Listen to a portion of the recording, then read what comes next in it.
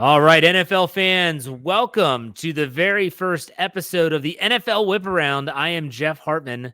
You just heard me yesterday on the Fans First Football Show with Rob Statsquare. If you missed that one, make sure you go check it out. But this show's a little bit different. We're not going to be talking about every single game. We're going to be talking about the main storylines from the week that was, but this time we are previewing the upcoming week. And joining me every single week will be our local coach, K.T. Smith. What's up, Kevin? How are you?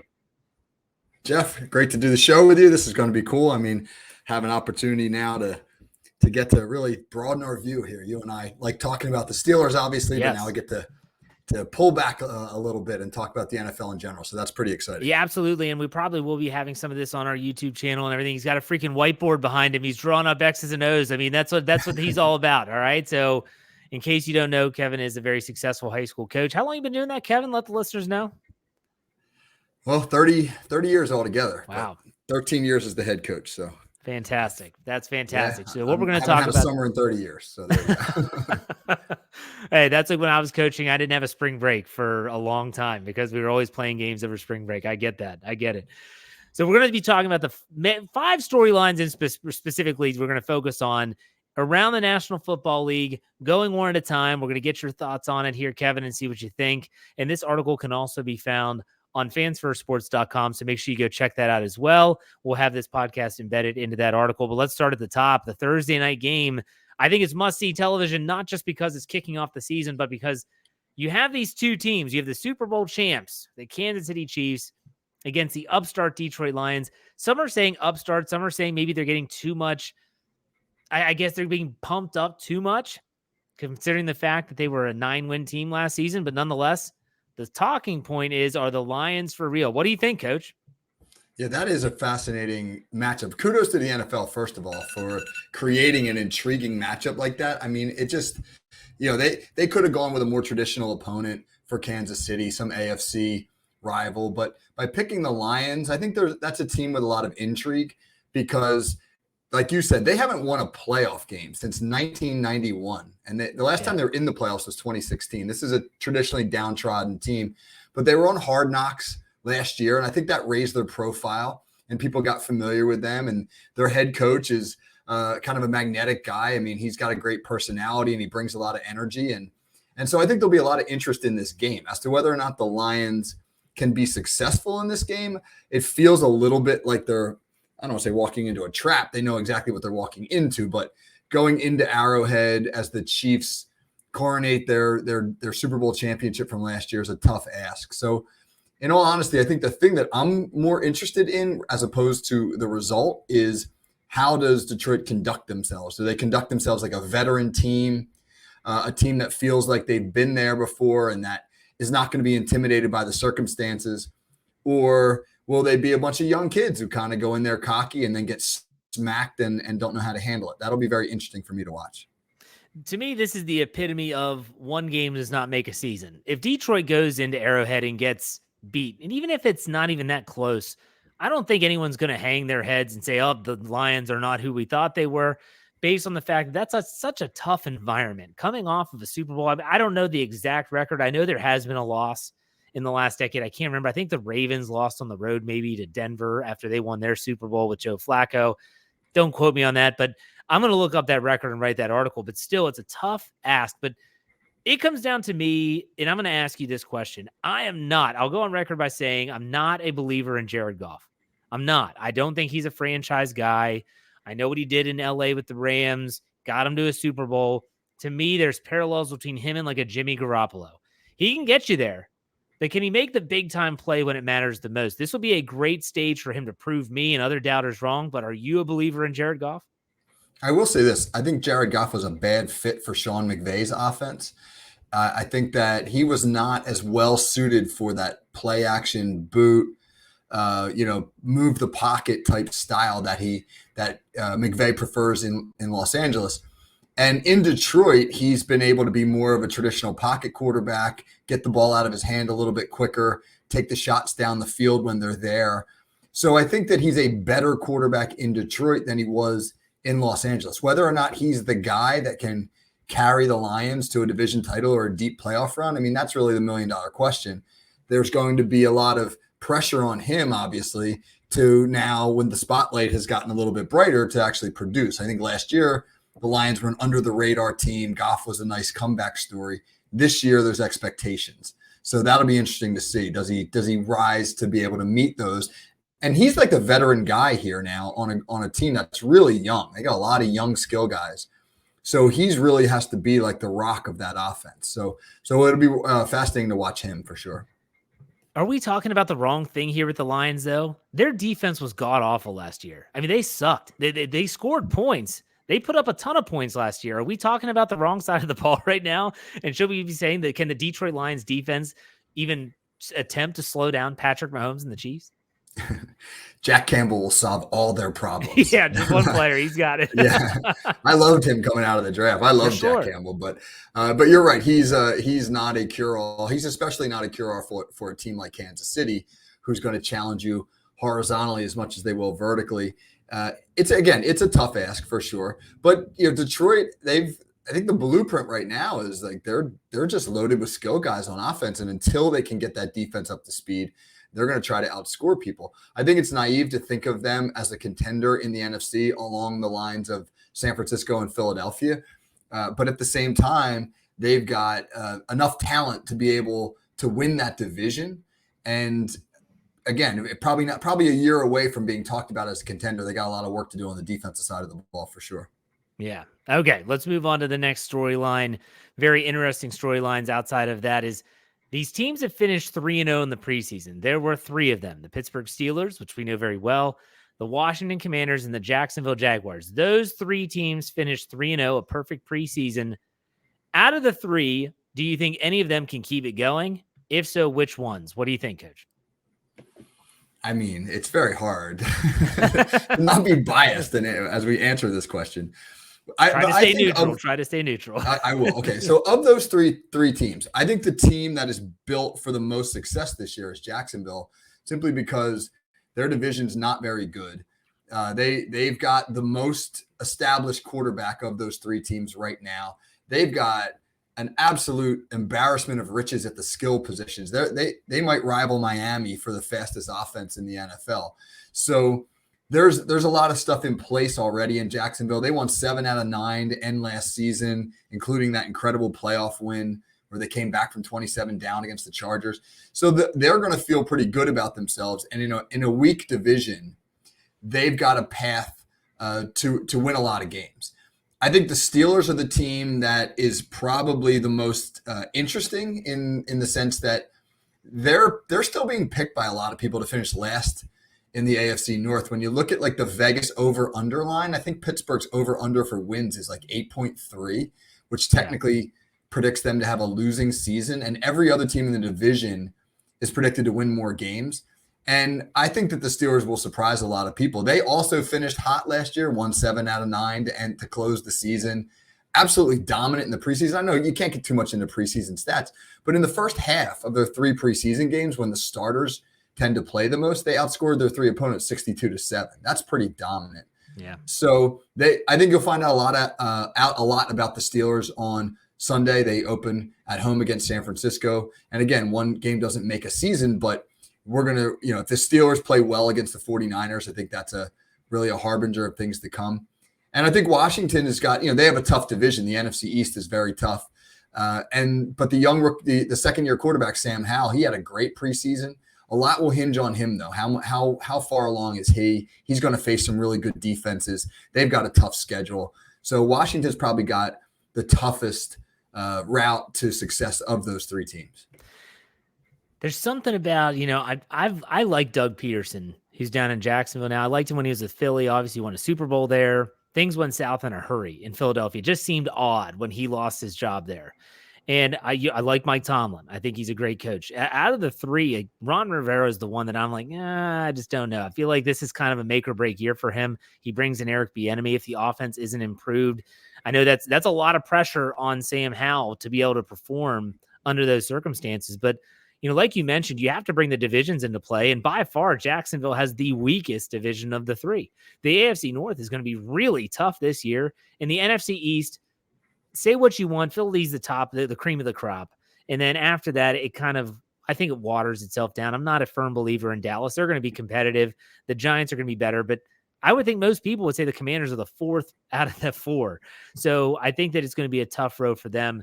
If you had to pick one to make the postseason out of these three, who do you got?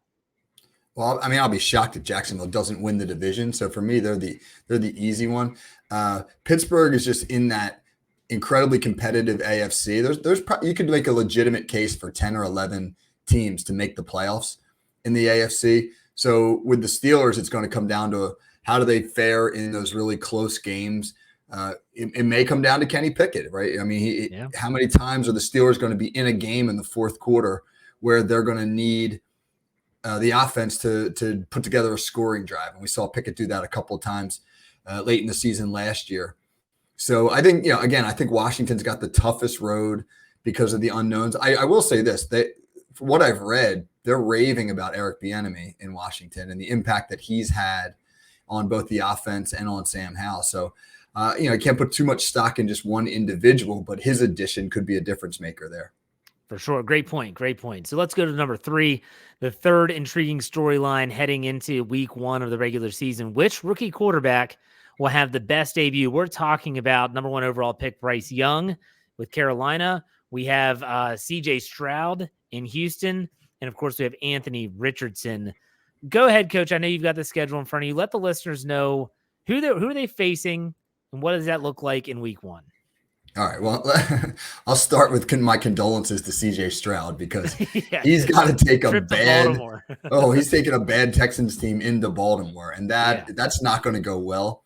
You just hope that, like, in all seriousness, you hope that they can put together enough success on offense to not have his confidence shaken. Everybody remembers back to Sam Darnold when he was a rookie and getting thrown into the mix and being overwhelmed, and his now famous, I'm seeing ghosts quote, which was really just indicative of a young quarterback who was forced to play on a bad team before he was ready and just not given the tools to succeed. And I don't know if Sam Darnold's ever recovered from that. So if you're the Texans, you want to do the best that you can to protect CJ Stroud on Sunday and provide him throws he can make.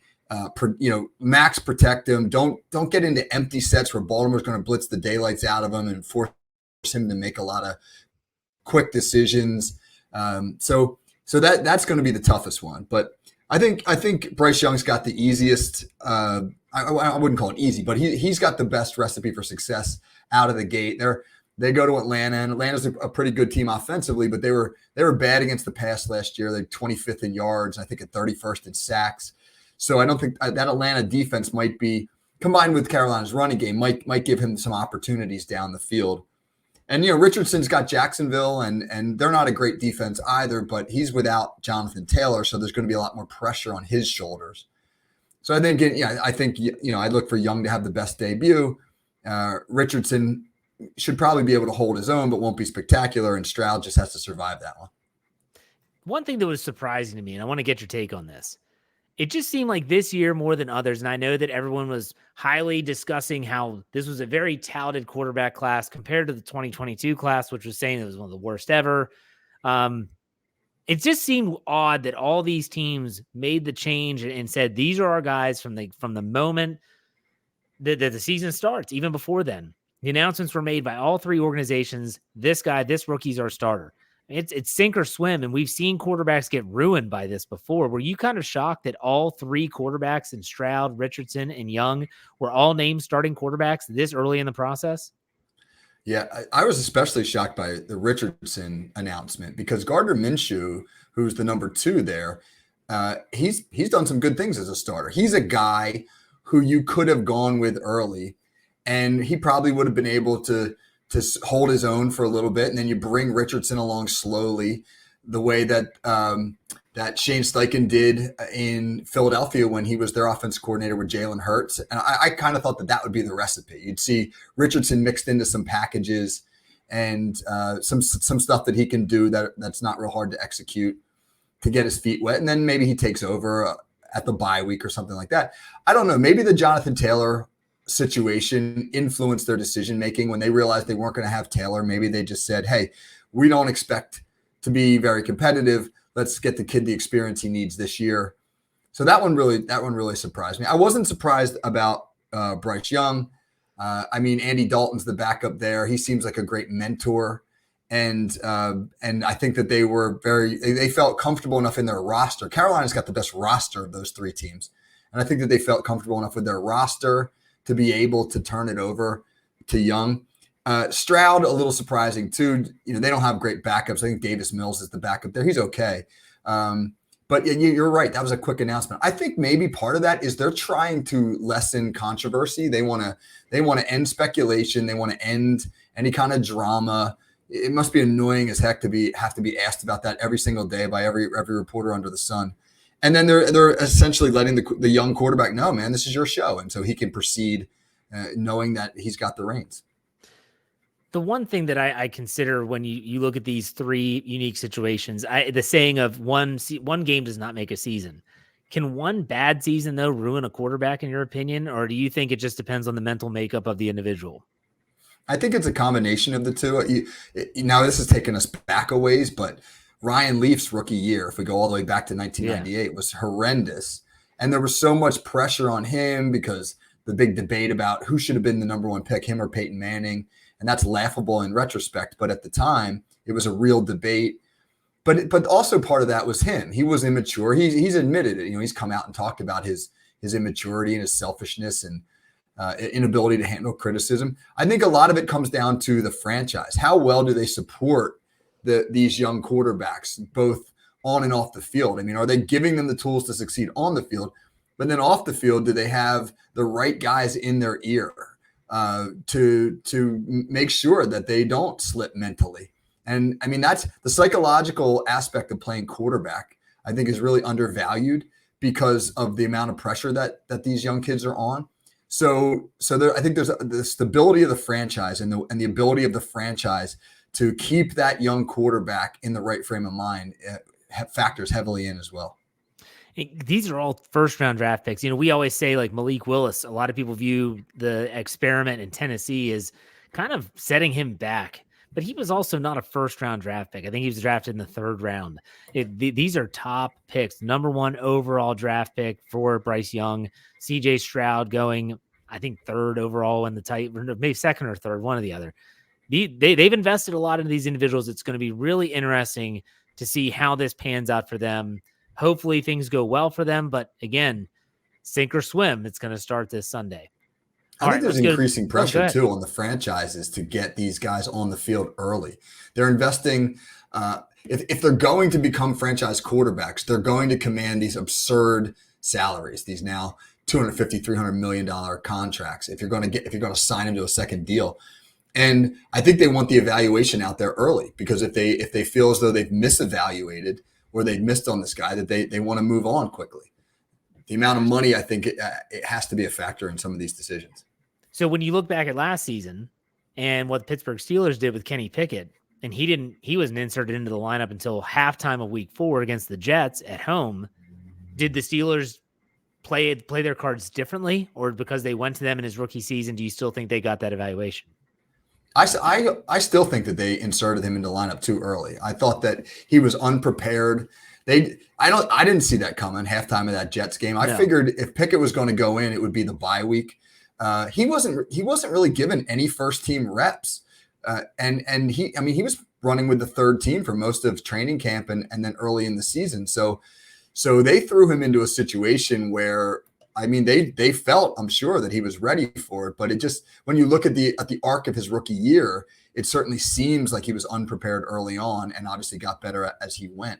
So that's, again, it's a risk, man. And you're going to play a guy who may not be ready, and you got to hope that he's mentally and physically tough enough to endure that. It's going to be something to watch. That's why it's a storyline for sure. All right, let's go to the fourth storyline, and that's where can an upset be found? That is one of the underlying things here about this upcoming week. There's the spreads. We've got a lot. In the article, you list the fact that Baltimore is giving 10 points at home. You talk about the Steelers are getting 2.5 points at home against the 49ers, so they're home underdogs. You talk about 3 points in LA with the Miami Dolphins. You're looking at the week 1 slate there, Kevin. Where do you see the upset? I do not see it in Baltimore. I mean, I'm a terrible bettor because I don't know. I get talked into things easily. I'm an optimist by nature, and I can always see like, oh yeah, they could put this together, that together. So betting is you got to be more practical than that. But I do not, for the life of me, see Houston, covering that spread. I think if you're a betting person, that Baltimore's a pretty good pick there. But upset wise, I would not be surprised at all if the Steelers beat San Francisco. I think given the preseason that they've had, the progress they made towards the end of last year, the offseason additions they've had, the Steelers for non-Pittsburgh fans who may not be as familiar with their roster as you and I are, they're a deep football team. And the Steelers maybe deeper than they've been in years. And I think that the Steelers will play with a chip on their shoulder. And it's also Brock Purdy's first game back after that injury. And that you don't know how he's going to respond to that. I mean, I would imagine that the Steelers will put a lot of pressure on him and try to hit him early just to see how he responds. So that one wouldn't shock me. And then I wouldn't be shocked if Miami wins out in LA against the Chargers. I think that's going to be a really entertaining game, shootout kind of game, probably a fourth quarter kind of game. And I can definitely see the Dolphins winning late in that affair. So those are if I had to say upset, because week one's so hard to tell what an upset's going to be because we don't really know these teams just yet. But those are two I would consider. Well, not to mention there's 8 division games in week one. Those games are typically always very highly contested, close football games. It's tough. Look, give me an example here. Chicago and Green Bay. All right, so you have Justin Fields. Who knows what he ran the heck out of the ball last year, couldn't throw it to anyone. And then you have the Jordan Love experiment, his era is beginning in Green Bay. How in the world would you ever say that one team is really favored over the other outside of home field advantage? It's going to kind of be a toss-up because we have no idea what these teams are going to look like. And you go down this list of the week one schedule, and like New Orleans and Tennessee, Philadelphia, New England. I don't know what that spread is, but that's an interesting game based on the fact that Bill Belichick is, give him an extra week. A lot of people say he's going to think of something to slow down the Eagles in terms of the spread. Not saying they're going to win straight up. Let me ask you this. I asked this question to Rob Statsguerrero on the Monday show on the Fans First Football Show. Are you a fan of divisional games in week one? No, I'm not. No one is. No. Yet they have 8 in week one. I think the week one games, I'm not saying that the divisional games are not interesting. They are. But like one of the reasons why Detroit, Kansas City is so interesting is because it's not a game you see very often. You only see those two teams play once every 4 years. And you're matching up two intriguing teams who both have a lot to offer. And I'm not saying that that's how you make the schedule for week one. You just try to find intriguing matchups. It's a much more practical process. But the division games to me are just better mid-season, later in the year when now that the division is on the line, right? If you get, what's more interesting? Baltimore-Pittsburgh week 1, Baltimore-Pittsburgh week 13, right? That week 13 game is going to be an absolute, well, to use my college coach's favorite phrase, an absolute slobber knocker. And those are just the kind of game, those are what you want to see. You see another, like a Chicago Green Bay game that feels like it should be in Lambeau in December. I know they play twice a year and you got to schedule some early, but I'm not a huge fan.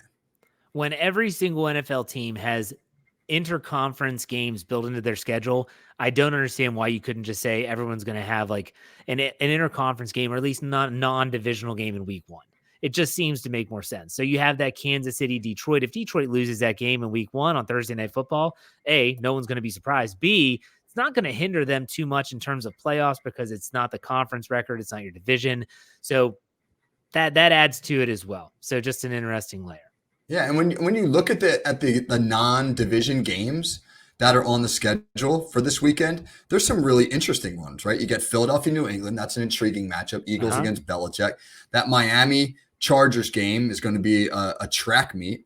Houston, Baltimore is going to be a nightmare, but you're almost like, it's like rubbernecking at the scene of an accident. You want to just see how bad is it going to be. San Francisco, Pittsburgh is going to be a great game. They have some really good, we already mentioned the Lions, Kansas City, right? Some really good contests. I'd just like to see a few more of them. Yeah, and the NFL definitely went all in on the storylines on Sunday Night Football, the NFC East matchup, which to me, that's just, I've seen enough of Dallas, New York Giants on primetime. That's just me personally. And then obviously Aaron Rodgers, which leads us into the fifth storyline in week one. And that is the Aaron Rodgers debut on Monday Night Football against the Buffalo Bills and Josh Allen. We're going to see a lot of the Jets. We've already seen a lot of the Jets on Hard Knocks if you've watched that show, and I think it's been great. I've enjoyed seeing some of this stuff, but Aaron Rodgers' debut in the AFC with the New York Jets, highly anticipated by many, or is it highly anticipated by you, Coach Kevin Smith? I am over Aaron Rodgers. Like just the exposure is just enough for me.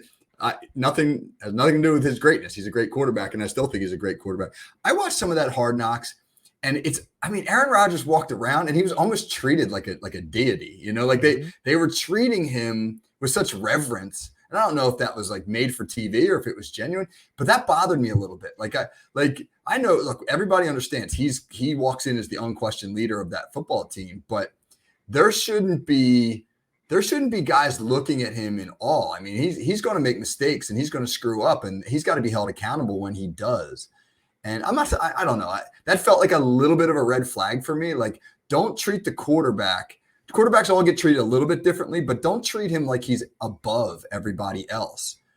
And I mean, I think this could go either way for New York. I think they could have a catch lightning in a bottle season. He's got a great cast of skill players. He could summon one more like prime Aaron Rodgers year and lead them on a deep run.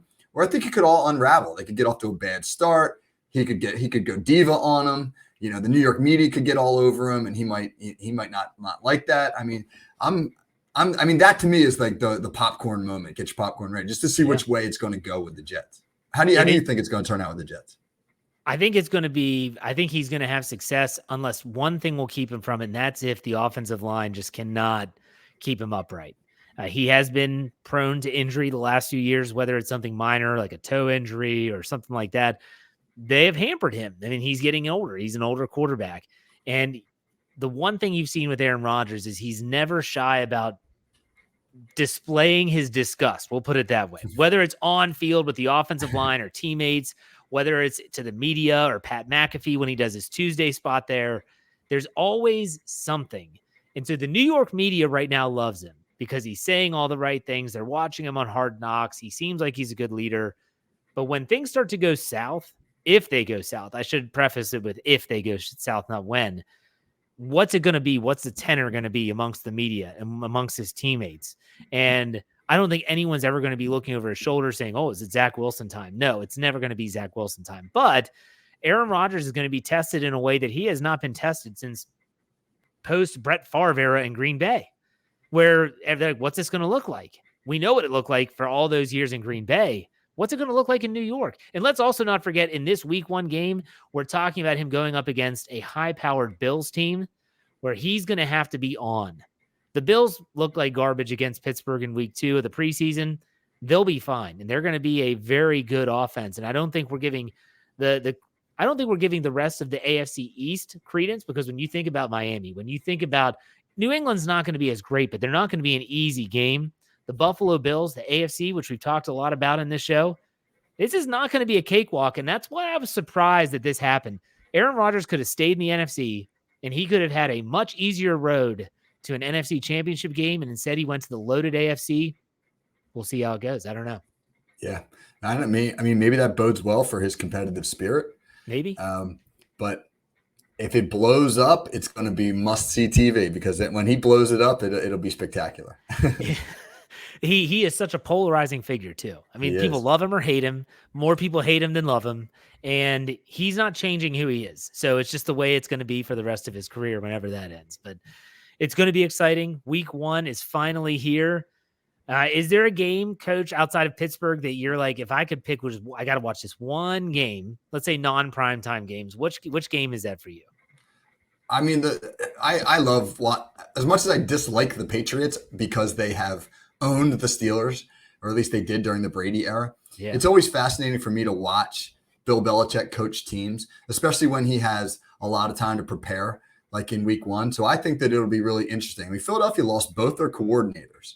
And I mean, they're a really talented team, but their new coordinators now have to go to New England and match wits with Bill Belichick and his staff. And Belichick now, in Bill O'Brien, back as the offensive coordinator, has a guy who he's worked with and is familiar with.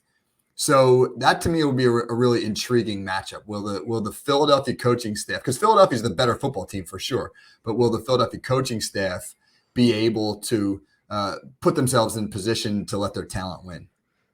If I'm picking one and it's not Pittsburgh, because obviously we're Steeler fans, give me the Chargers and Dolphins. I think that's going to be a very entertaining football game. You're getting it in week one, so hopefully everyone's healthy, meaning Tua. You talk about some of the weapons that the Chargers have had that could just never stay healthy. I'm a big Justin Herbert fan. I like him more than most of the young quarterbacks in the league. I think he's unbelievably talented and deserving of that contract he got. He's going to have to prove it now. That's the game that I'll be watching. But okay, Coach, I know you're going to be watching. Let the listeners know where they can find you on social media. And you have a call sheet coming up. What's going to be talked about on that call sheet podcast on the FFSN NFL feed?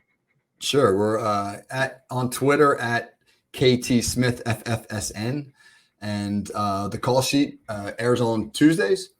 And our focus this week is on pregame preparation, really, on how do you game plan for your opener. We're going to talk about some of the ways in which you use what you saw and learned in the summertime in the preseason and fold that into your opener, but also what cards that have you kept kind of in your pocket all preseason long. How do you prepare for an opponent where you don't know exactly what they're going to do either? I mean, nobody's really put much on tape right now to be diagnosed. So how do you go into a week one where you have the opportunity to show some new things yourself, but you also don't know exactly what to expect from your opponent? I'm excited for that. I love that podcast. Make sure you check it out on the FFS and NFL feed. For me, you can check me out on Twitter at J Hartman, HARTMAN_PIT, and all of my work at the Steel Curtain Network, covering the Pittsburgh Steelers for Fans First Sports Network. For Coach Kevin Smith, I'm Jeff Hartman. We will see you next week as we're reviewing week one in the NFL Whip Around. Take it easy, everyone.